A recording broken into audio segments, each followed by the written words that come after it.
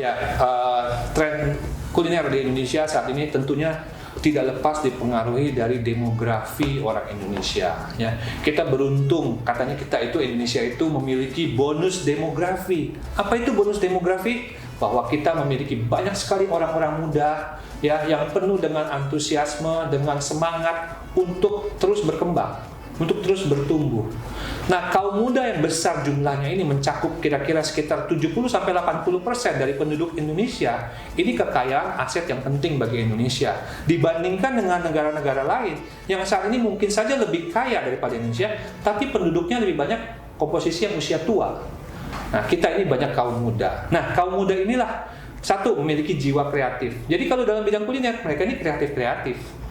Mereka cepat sekali mendapatkan ide-ide baru untuk membuat produk-produk kuliner. Tidak heran sekarang ini dengan yang kedua dibantu dengan dunia digital, internet, perkembangan bisnis mereka, apapun yang mereka lakukan bisa cepat diketahui banyak orang, bahkan bisa cepat viral kalau memang itu unik, ya. Nah, ini yang membantu.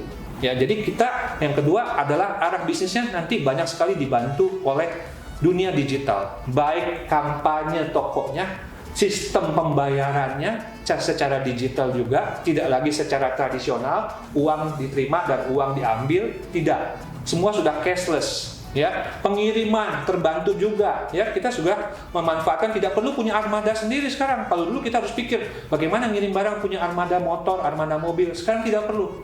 Ya, sekarang sudah ada pihak-pihak yang secara digital bisa mengirim barang kita dan kita bisa memantau pengiriman barang kita, konsumen kita, pelanggan kita bisa memantau barangnya sudah sampai di mana, kapan akan diterima. Ya, itu yang kedua. Yang ketiga, tentunya terjadi tren di mana kita ketahui bahwa dunia itu sekarang ini semakin pergesekannya antar negara yang disebut dengan geopolitiknya itu semakin keras, ya, semakin tajam, dan itu terjadi dengan apa yang kita lihat di Eropa sana, ya. Dan akibatnya apa? Pergerakan barang-barang ini terhambat. Barang-barang yang dari negara-negara Eropa ke Asia, Asia ke Eropa dan lain sebagainya terhambat. Maka yang ketiga adalah kita harus bisa melakukan efisiensi. Harga bahan bakar BBM terus meningkat, harga energi terus meningkat, maka biaya produksi naik.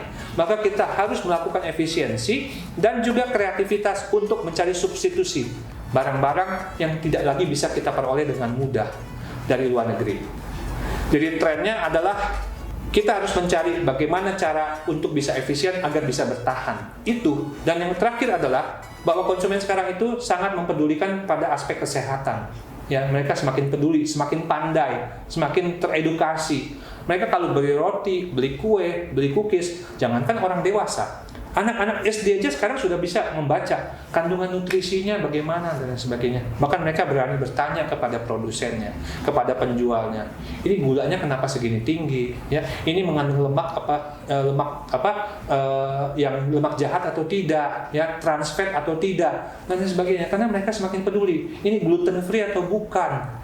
Ya, karena memang juga tuntutan mengenai gaya hidup serta masalah kesehatan manusia semakin tinggi sekarang ini resikonya, ya. Orang banyak yang kena diabetes, orang banyak yang kena alergi dan lain sebagainya. Sehingga isu kesehatan, produk-produk yang ramah kesehatan dan menunjang kesehatan akan semakin banyak dipilih.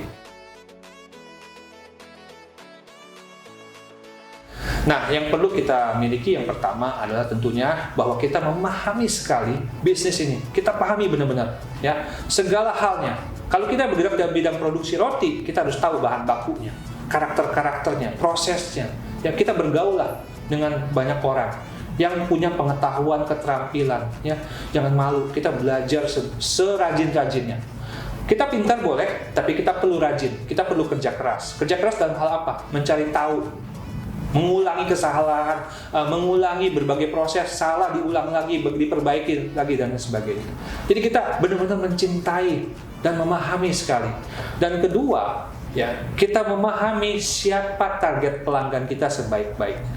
Tanpa kita memahami mereka, berbagai hal nanti akan boros, berbagai hal akan salah arah. Ya, pasang iklan salah. Ya, targetnya kemana, pasang iklannya di mana. Ya, jual salah harganya karena kemampuan konsumen berapa, jualnya di berapa. Ya, preferensi rasa salah, preferensi tekstur salah karena tidak paham. Kalau kita mau belajar trial and error akan mahal sekali, dan apakah kita punya waktu cukup dan punya dana cukup untuk membiayai trial dan error tersebut. Ya, jadi pahami konsumen, kita paham dulu bisnisnya secara baik, pahami konsumen. Dan ketiga, yang paling penting juga adalah bahwa kita dalam bisnis ini bergerak terus, dunia dinamis sekali. Artinya yang ketiga, kita harus siap dengan berbagai perubahan yang tiba-tiba terjadi di depan mata. Maka sebelum perubahan terjadi, kita harus melihat kembali ke diri kita sebagai lawan dari kita sendiri, yaitu diri kita. Bagaimana kita bisa berubah lebih baik lagi besok. Jadi hari ini atau kemarin, kalau kita sudah bagus, kalau kita sudah unggul, kalau kita sudah menang, bukan berarti Anda akan besok menang, bukan berarti Anda besok akan unggul. Bisa jadi besok Anda akan ditinggal pelanggan. Dan itu terjadi pada produk-produk besar, produk-produk terkenal. Hari ini mereka sukses, besok sudah ditinggal sama para pelanggannya. Maka kita harus selalu memperbaiki, mengevaluasi diri kita. Jangan-jangan hari ini kita ada yang salah, walaupun kelihatannya kita sukses. Ya, kesuksesan kadang-kadang membuat kita terlena. Jadi kita harus selalu mencubit diri kita bahwa hari ini kalau kita sukses, tapi hati-hati, besok jangan-jangan kita sudah ditinggal. Maka kita harus terus melakukan inovasi, tidak berhenti untuk berinovasi. Itu yang ketiga. Apa saja yang dibutuhkan kalau kita mau memulai usaha pastry atau bakery ya? Yang dibutuhkan yang pertama, yang harus disiapkan dari awal adalah tentunya pemahaman kita akan produk dan layanan yang akan kita jalankan nanti. Jadi kita benar-benar paham kita mau bikin apa. Apakah pasti benar kalau paham? Tidak juga. Bahwa itu pasti nanti Anda sukses, tidak juga. Tapi kalau Anda tidak paham sama sekali, itu sudah salah besar. Sudah pasti Anda tidak sukses karena Anda tidak paham apa yang mau Anda jual. Ya, jadi Anda harus paham. Walaupun tidak berarti pasti sukses. Tapi percayalah, pemahaman yang jelas mengenai produk dan layanan yang akan Anda jual akan membantu Anda banyak di dalam memulai usaha. Yang kedua, pilihlah branding yang sesuai dengan target pasar. Maka ini 2 dan 3 ini sama, yaitu branding sebagai suatu alat media konektivitas kita dengan audiens kita, dengan pelanggan kita. Bagaimana pelanggan kita mau mengenal kita kalau kita tidak punya brandnya? Kan tidak mungkin. Maka produk-produk yang brandnya tidak diurus atau bahkan sampai yang lebih parah tanpa brand itu nggak akan bisa sukses. Ya, jadi pilihlah branding yang tepat dengan yang ketiga dengan target audiens yang tepat juga. Jadi bisa saling terkoneksi. Ya. Nah, branding ini tadi seperti saya sampaikan, begitu Anda miliki, segera Anda cek secara legalitasnya di Dirjen Haki. Sudah ada yang daftar belum? Ya, kalau sudah ada yang daftar, jangan pilih brand itu, cari brand yang lain cepat-cepat.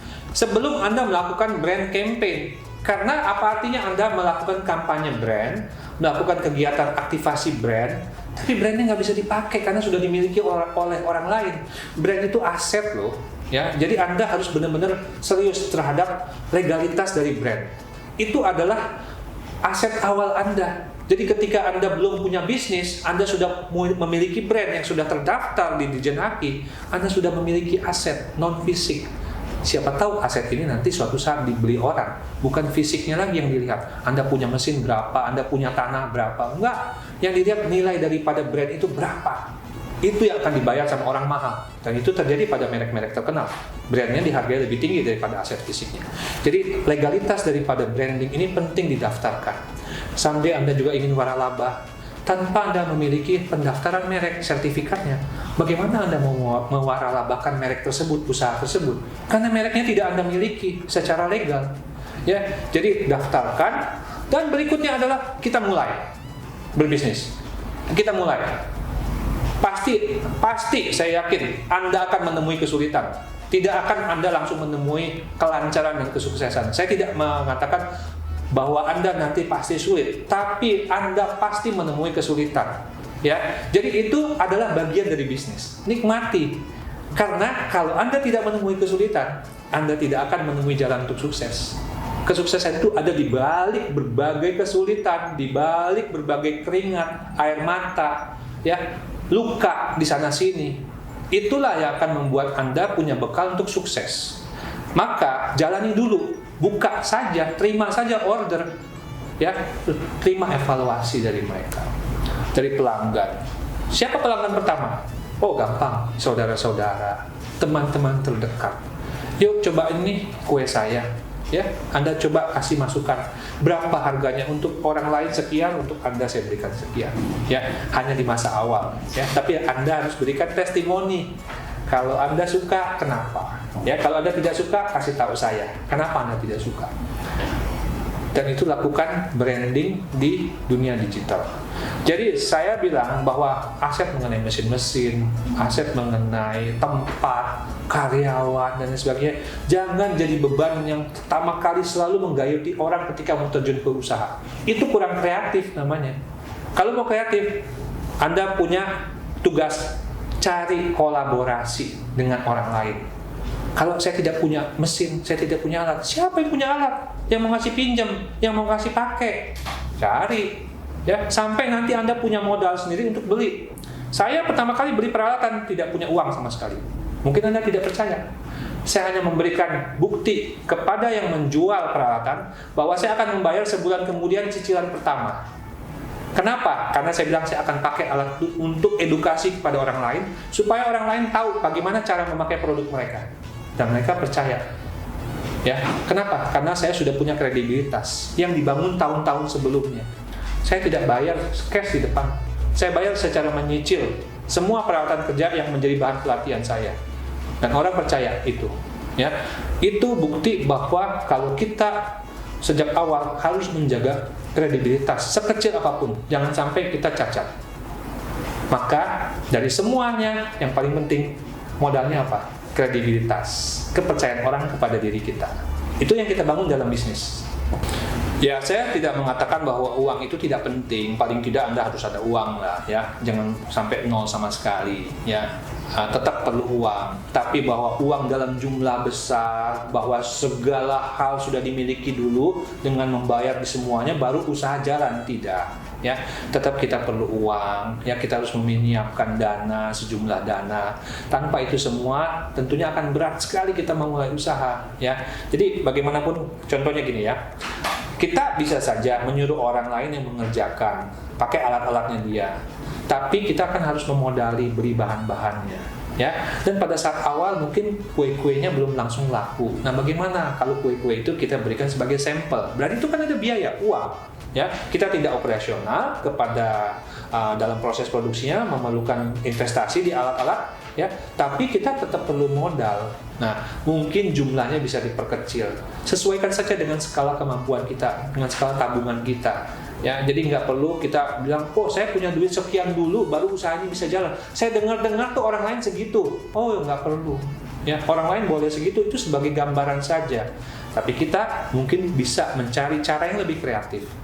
Dan cara yang kreatif ini nanti bisa membuat kita terus akan berpikir bagaimana lebih kreatif, bagaimana lebih efisien. Ya, karena efisiensi itu penting. Bisnis pastry dan bakery dengan bisnis lain secara umum tidak ada perbedaan. Ya, apapun. Ya, jadi kalau kita bikin produk roti, kita bikin seperti tadi saya bilang majalah juga ya, formatnya digital, formatnya cetak, ya sama saja. Kami juga melihat pada saat YouTube begitu naik daun, kami juga melihat YouTube itu merupakan bakal waktu itu ya masih baru awal ya, Instagram juga waktu baru awal di tahun 2014-2015, kami sudah melihat itu bakal menjadi potensi pesaing kami, majalah cetak. Ya, jadi apapun formatnya sebenarnya tidak masalah. Ya, nah dalam bisnis plan untuk bisnis dunia bakery dan pastry itu yang paling pertama tadi sudah saya katakan, pelajari dulu. Di zaman sekarang Anda tidak perlu modal sebesar seperti di zaman dulu. Anda harus punya peralatan baru bisa usaha. Anda harus punya ruko baru bisa jualan. Oh, tidak perlu lagi. Sekarang Anda yang penting harus kreatif dan cari network untuk kolaborasi. Kolaborasi itu penting. Anda tidak punya peralatan, cari orang yang punya peralatan, nganggur, atau banyak sekali yang terbengkalai, atau banyak sekali sisa-sisa utilisasinya yang tidak terpakai. Anda ajak kerjasama. Saya mau bikin kue semacam ini. Ya, saya tidak bisa produksi, tapi saya bisa jualan. Target saya sehari 100 cake. Kamu bisa nggak bikinkan? Saya beli dari kamu. Bisa. Kita branding, kita marketing. Sepatu terkenal Nike tidak punya satu pabrik sepatu pun. Mereka fokus pada survei dan branding. Bisa. Jadi semuanya tergantung kreativitas, tergantung kita punya kerja keras, tergantung kita punya network, dan bisa memahami bisnis tersebut dan memahami pelanggannya. Ya, jadi Anda tidak perlu punya modal, apalagi sekarang di zaman internet. Anda tidak perlu punya toko fisik. Anda cukup punya toko virtual. Ya, bangun toko virtual tersebut dengan hal-hal yang menarik. Kisah-kisah yang menarik mengenai produk dan layanan Anda. Foto-foto produk Anda yang menarik, yang membuat orang itu tertarik untuk membeli dari Anda.